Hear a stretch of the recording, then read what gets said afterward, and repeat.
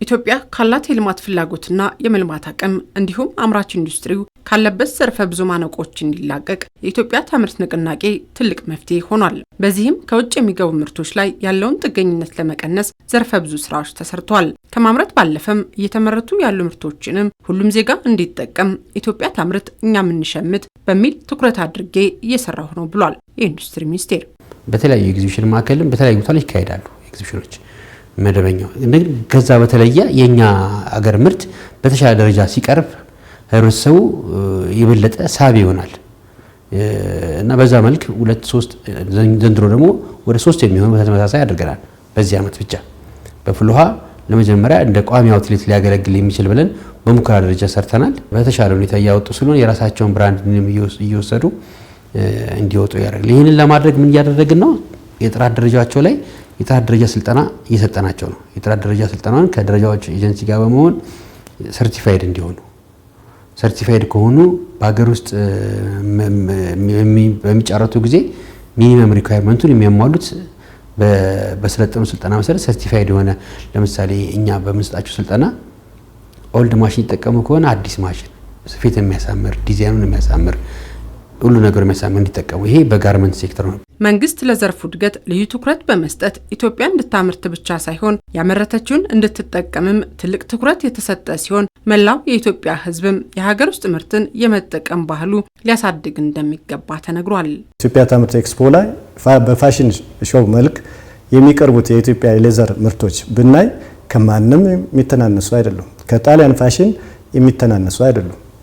የቆዳ ምርታችን የቆዳ ጥራቱ ራሱ በአብዛኛው ጊዜ የደጋ ምርት ነው። የኛ ለስላሳ ምርት ነው፣ ምቹ ምርት ነው። የጥጥ ምርቶቻችንን ብንወስድ ኦርጋኒክ ምርቶች ናቸው። ሌሎቹም የሚመኟቸው ናቸው።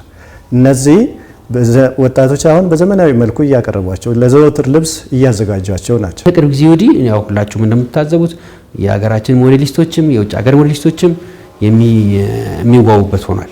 ስለዚህ እሱ ላይ በቴክኒክና ሙያና በእኛ ተቋም በእኛ አቅም እና በኢንስቲትዩቶች አቅም ኢቭን አንዳንድ ጊዜ በጣም ትልቁ ስራ እየሰራለው በዚህ ስራ ላይ የባህር ዳር ዩኒቨርሲቲ ቴክስታይል ዘርፉ በሰፊው ወደ ፋሽነብል እንዲሆን በየአመቱ ፕሮግራም አላቸው። ባህር ዳር ዩኒቨርሲቲ እንደውም በዚህ ዘርፍ በየአመቱ ፋሽነብል እንዲሆን ከነሱ ጋር በመቀናጀት በየክልሉ አሁን ወደ 4 ዩኒቨርሲቲዎች የፋሽን ኢንዱስትሪውን ያስተምራሉ። በዛ ደረጃ እንዲሰሩ ስልጠናዎችን ነው በዋናነት ለኢንተርፕራይዞቻችን የምንሰጠው።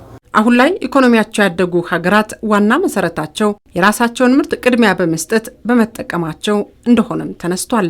ማኑፋክቸሪንግ ዘርፉን በስፋት መደገፍ የሚችለው አንደኛ ህብረተሰቡ ነው። ህብረተሰቡ የነዚህን የአምራቾች ምርት በመጠቀም እንደሚሆን ደቡብ ኮሪያ ሀገራቸውን የቀየሩት ራሳቸው ያመረቱትን ምርት ራሳቸው በመጠቀማቸው ነው። እዚህም እዛም ምንሮጣቸውን ውጤቶችን ለማምጣት የምንችለው በሀገር ውስጥ ምርት መኩራት ስንችል ነው። ከፍተኛ የዶላር ወጪ ያለብን በመናስገባው ነገር ተመጣጣኝ አይደለም። እኛ የምናስገባውና ወደ ውጭ የምንልከው ተመጣጣኝ አይደለም። ሌሎች ትልልቅ ሀገሮች እና አሜሪካ እንኳን ትልልቅ ታሪፍ የሚጥሉት የሀገራቸውን ምርት ለማበረታታት ሲሉ ነው። ሀገራቸው ምርት ላይ ብቻ ሰው ፎከስ እንዲያደርግ ነው ታሪፍ በተለያየ ሀገር ላይ ይጣላሉት። እኛ ማድረግ የምንችለው መጠቀም ነው። አትሊስት ታሪፍ መጣል ባንችል አቅም ኖሮን እዛ ደረጃ መድረሳችን አይቀርም።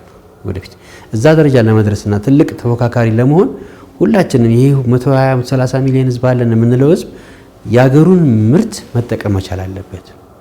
በሀገሩን ምርት መጠቀም አለበት ስንል የሚያስገኘው ውጤት ለልጆቹ ለትውልዱ የሚያስገኘው ውጤት በማሰብ ነው። ሁሉም ዜጋ የሀገሩን ምርት እንዲጠቀም ዘመኑን የዋጁና ጥራታቸውን የጠበቁ ምርቶች እየተመረቱም ይገኛሉ።